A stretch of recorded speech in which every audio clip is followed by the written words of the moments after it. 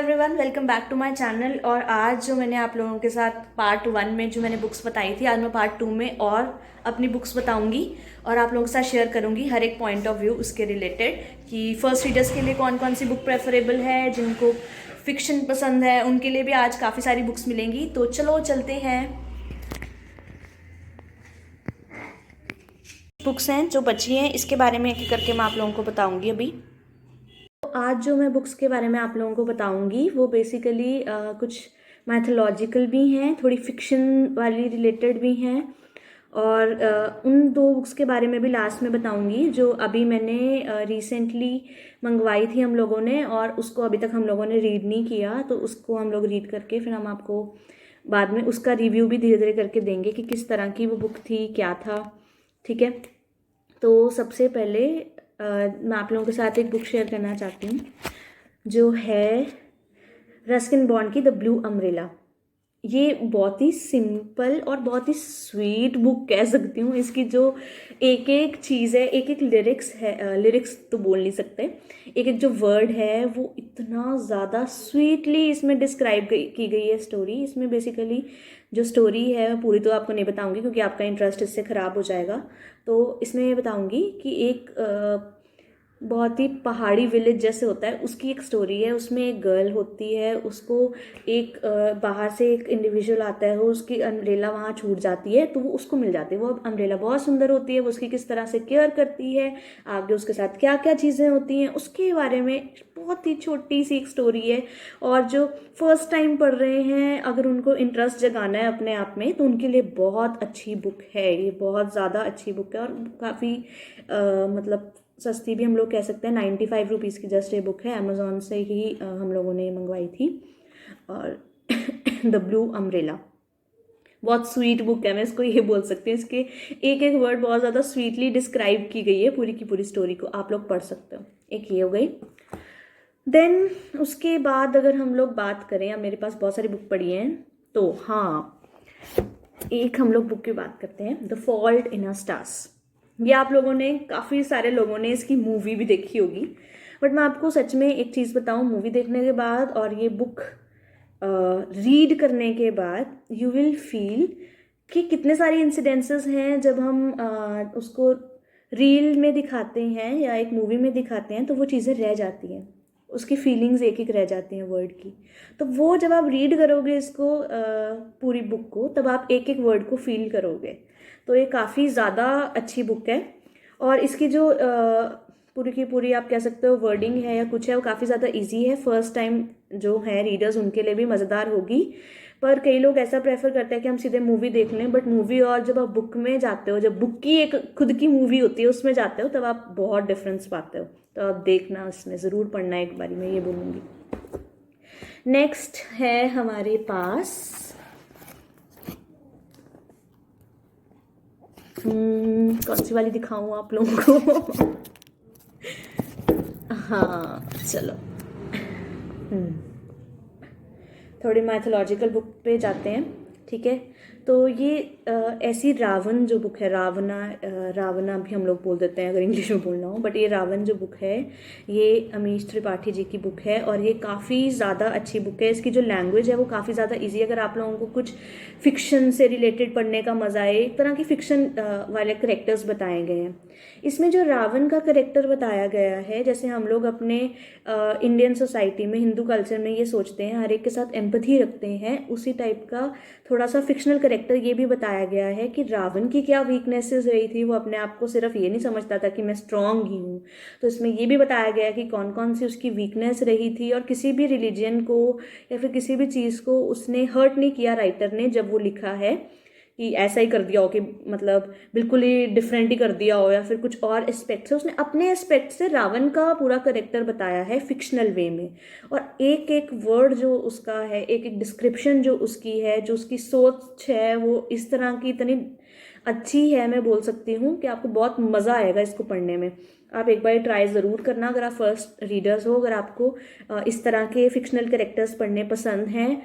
Fictional characters हम लोग नहीं बोल सकते क्योंकि है तो ये रियलिटी में सब कुछ था हिंदू मैथोलॉजी के अकॉर्डिंग्स में, बट इसको एक फिक्शनल वे में लिया गया है। डायरेक्टली बिल्कुल सेम चीज़ नहीं आपको मिलेगी जो आपको हमारी नॉर्मल रामायण में मिलती है। जैसे करेक्टर रावण का बहुत ही गलत बताया गया उसमें, तो उसमें रावण के व्यू पॉइंट से रावण की वीकनेसेस भी बताई गई हैं और चीज़ें भी बताई गई हैं। तो आप लोग इसको ज़रूर प्रेफर कर सकते हो अगर आप लोगों को पढ़ना हो तो। आगे मैं थोड़ा सा अपना कैमरा थोड़ा शिफ्ट कर लेती हूँ, बिकॉज आगे भी मेरे को थोड़ी सी वीडियोस बतानी है आप लोगों को।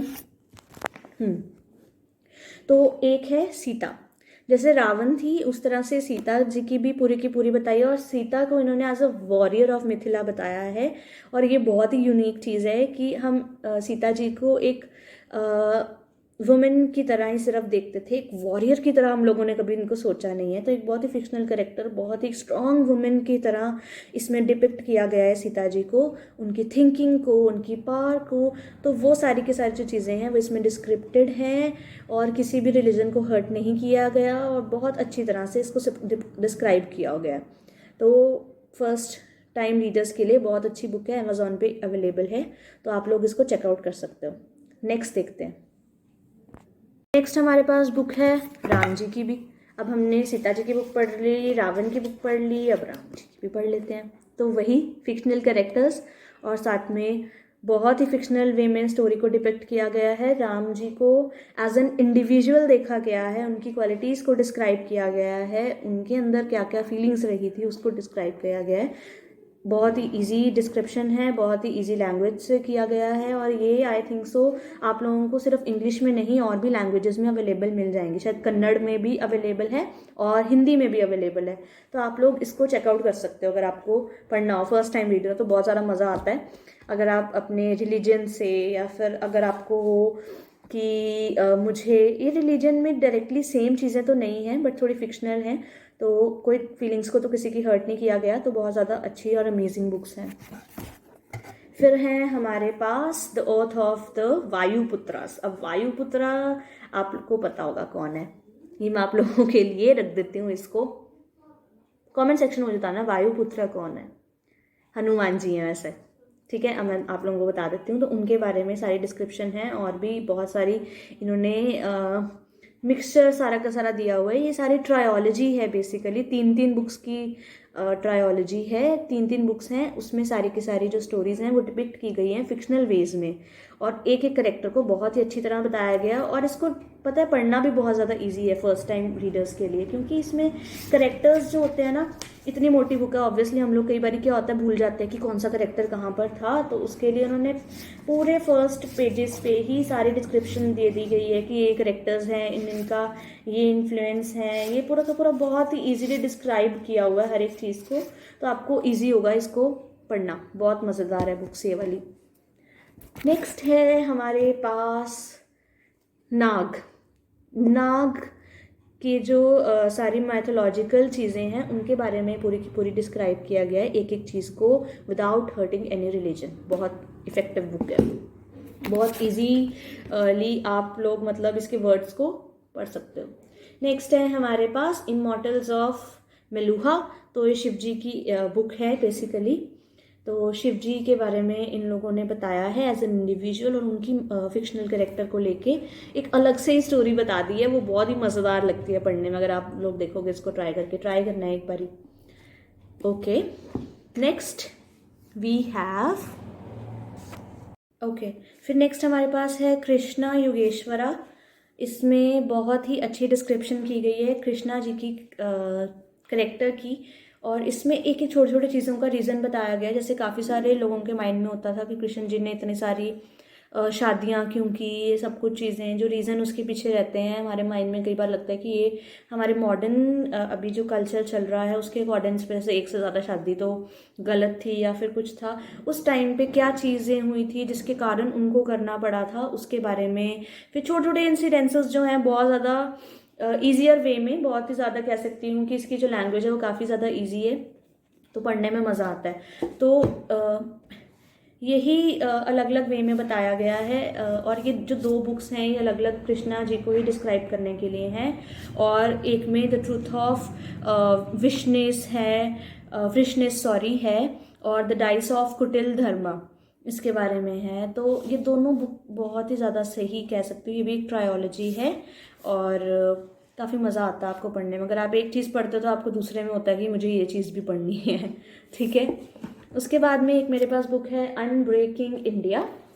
CAA जो लॉ है उसके अकॉर्डेंस में क्या क्या चीज़ें थी, क्या क्या पार्लियामेंट में क्या क्या बातें हुई, क्या क्या बहसबाजी हुई, एक एक चीज़ की डिस्क्रिप्शन इस बुक में दी गई है। अगर आप लोगों को पॉलिटिक्स में बहुत ज़्यादा इंटरेस्ट है तो ये बुक बहुत मज़ेदार होगी और इजी लैंग्वेज भी है, बड़ा मज़ा आएगा पढ़ने में। तो आप लोग इसको ट्राई कर सकते हो जो पॉलिटिक्स में जाना चाहते हैं या फिर जो पॉलिटिक्स में उनको बहुत ज़्यादा इंटरेस्ट है, लीडरशिप क्वालिटीज़ वगैरह भी जिनको अपनी वो अपग्रेड करनी है, तो आप इसको पढ़ के समझ के देख सकते हो। ओके, नेक्स्ट जो है हमारे पास वो है gone girl.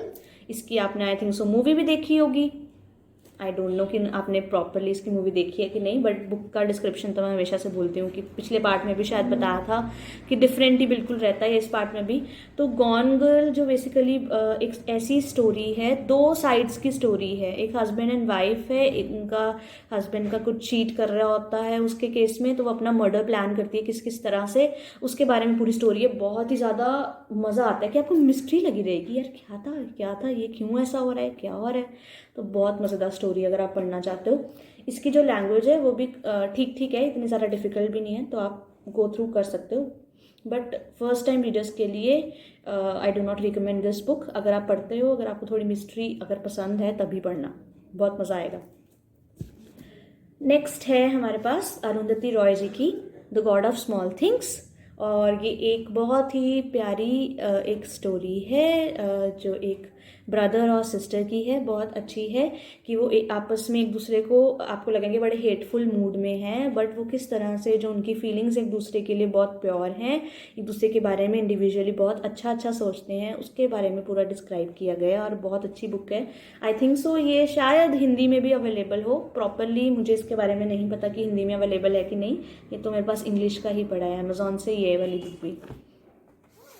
Me before you, इसकी भी मूवी आ चुकी है, अगर आपने देखी हो तो। मी बिफोर यू में बेसिकली एक लव स्टोरी है, बहुत ही अच्छी लव स्टोरी है, जिसमें एक हैंडीकैप होता है एक इंडिविजुअल, और जो उसकी गर्लफ्रेंड बाद में बन जाती है, बट वो अपने आप को चूज़ करता है किस किस तरह से, वो पहले मैं आपको डिस्क्राइब नहीं करूँगी वरना आपका जो मूवी का देखने का या फिर आपको बुक रीड करने का जो वो है सारा मज़ा ही ख़राब हो जाता है। तो पूरी तरह से मैं डिस्क्राइब तो नहीं करूँगी, बट हाँ रील्स में एक एक चीज़ को प्रॉपरली तो डिस्क्राइब नहीं करूँगी, बट काफ़ी हद तक आप लोगों को इसके बारे में, हर एक बुक के बारे में अलग अलग से इन्फो भी दे सकती हूँ।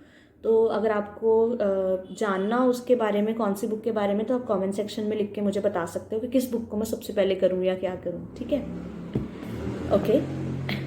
फिर एक है हमारे पास the nine chambered heart. Nine chambered heart में डिफरेंट कपल्स की स्टोरी है, और इसको मैं कह सकती हूँ कि फर्स्ट टाइम रीडर्स के लिए काफ़ी डिफिकल्ट थोड़ी सी रहेगी ये बुक, क्योंकि जो इसकी लैंग्वेज है वो तो इतनी ज़्यादा डिफिकल्ट नहीं है, बट स्टोरीज़ को लिंक करना, अलग अलग स्टोरी कहाँ से कहाँ बीच में से शुरू हो जा रही है, तो उसको पढ़ने का मज़ा तो बहुत ज़्यादा आता है, बट फर्स्ट टाइम रीडर्स के लिए हो सकता है थोड़ा डिफिकल्ट हो, या उनका इंटरेस्ट कई बार लूज ना हो जाए या फिर कुछ। तो ये बहुत अमेजिंग बुक है अगर आप पहले से ही रीड करते हो तो। ओके, एक बुक है, मिस्ट्री बुक है, to kill a mockingbird. बहुत ज़्यादा अच्छी बुक है। इसके बारे में एक मिस्ट्री हाउस है, कह सकते हैं मिस्ट्री मैन है बेसिकली, उसके बारे में कुछ ना कुछ बुक है। आगे एक गर्ल के साथ वो डिस्क्राइब किया गया है कुछ, बहुत ही ज़्यादा इंटरेस्टिंग बुक है। अगर आप पढ़ना चाहते हो तो आप पढ़ सकते हो। अगली बुक है थिंक एंड ग्रो रिच।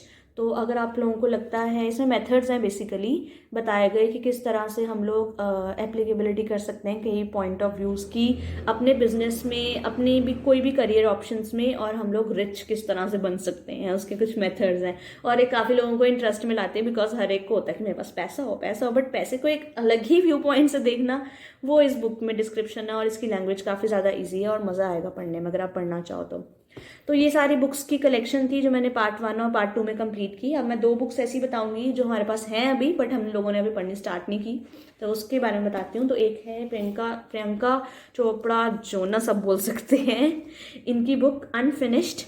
ये आई थिंक सो उनकी ऑटोबायोग्राफी है, ये मेरी सिस्टर ने मंगवाई थी। तो इसके बारे में हम लोगों ने अभी पढ़ना है। इसमें काफ़ी सारे मोटिवेशनल इंसिडेंसेस मुझे लगता है होंगे, बिकॉज हर एक की लाइफ में कोई ना कोई मोटिवेशनल इंसिडेंसेस होते हैं। हर एक की लाइफ से हम लोग कुछ ना कुछ नया सीखते ही सीखते हैं, राइट। तो कुछ ऐसा हो सकता है इसमें। नेक्स्ट हम लोगों को, मेरी बहन को ये गिफ्ट में मिली थी book the girl who drank the moon. तो ये बहुत ही ज़्यादा, इसका जो शीर्षक जिसको हम लोग बोल सकते हैं वही बहुत ज़्यादा इंटरेस्टिंग है कि गर्ल ड्रैंक द मून, कैसे, मतलब मून को कैसे कोई पी सकता है ना। तो देखेंगे इसको पढ़ के और इसके बारे में भी बताएंगे। और आपने मुझे अब कमेंट सेक्शन में बताना है कि आपको कौन सी बुक सबसे अच्छी लगी इस पार्ट में से, इस वाली वीडियो के कमेंट सेक्शन में।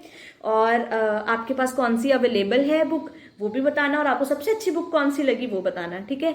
सो रील्स में आप मेरे इंस्टाग्राम अकाउंट को भी फॉलो करना और वहाँ पर मुझे बताना कि कौन सी बुक का मैं सबसे पहले रील बनाऊं और उसके बारे में डिस्क्रिप्शन दूं। So this was all about today. So do subscribe, like and share as much as you can. So thank you. Bye bye.